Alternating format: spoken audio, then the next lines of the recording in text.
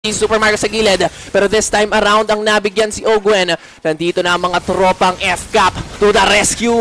Penalty zone sa may bandang gitna, pero Tempest of Blades, nahati ang ating team fight, pero yung dalawang maganda yung magkuha sila ng farm, habol sila sa gold at saka sa levels. Kaso ayan na, nagkabigay ng mga tropa natin, mukhang maiipit ang mga tropa. Pero ngayon, tumama naman yung tayo ng Steven, so may bouncing ball na lang din. Pero Kyle TZ is in, nayakap yung dalawa, pero nandun naman Tempest of Blades as the answer of F-Cap. Ethan 01, medyo delikado na ang buhay, and Flap, gitna.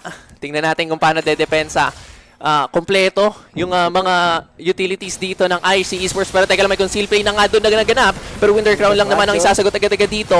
Nandoon yung talon coming from Ethan, pero walang natamaan, pero dito na welcome sa penalty zone sa iba ng gitna, huli yung tatlo, at mukhang yung tropang F-Cap are gonna be ending this game number 1 with a quick